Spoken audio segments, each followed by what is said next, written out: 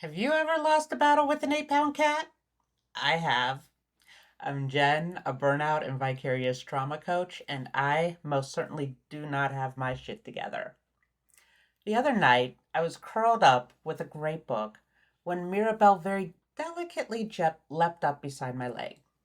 She looked timid and angelic, always a sure sign she is up to something truly devious.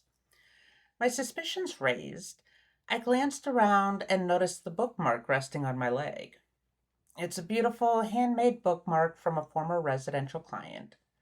Mirabelle's eyes danced as she covertly peered at it.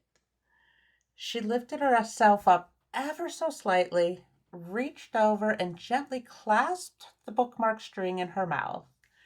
Her eyes darted to mine with a vicious sneer, and in two calculated bounces, she was off the footrest and in the cat tunnel.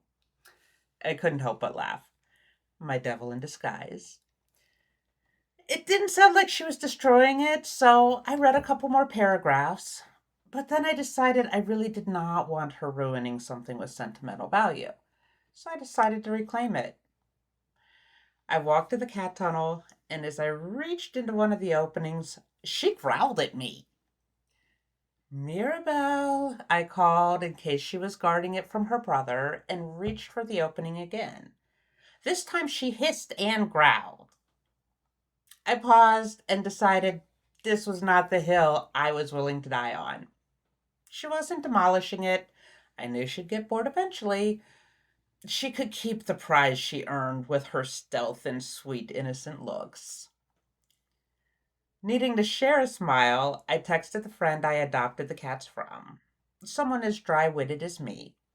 Her response? A laughing emoji and just let it go, Jen. It was never yours. Laughing, I decided I needed to lock in this moment.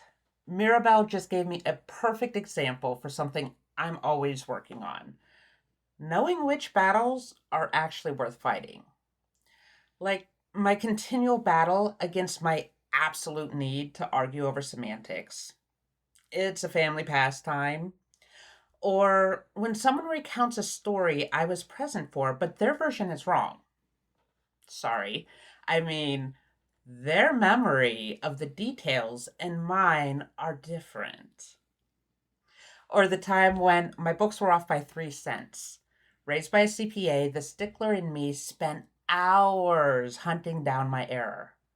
Were 3 pennies really worth the time?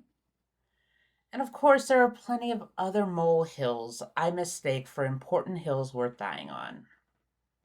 Mirabelle reminded me they are often issues that will either resolve themselves or just aren't that big of a deal in the grand scheme of things. So I'm curious, where in your life are you facing off with a cat over a bookmark when you could just let it go? Drop it in the comments. I'd truly love to know. And if you want more stories like this, devious cats, ridiculous battles, and reminders that sometimes we just need to let it go, give this a like, maybe share it with someone who needs a smile, and stick around. There's plenty more coming.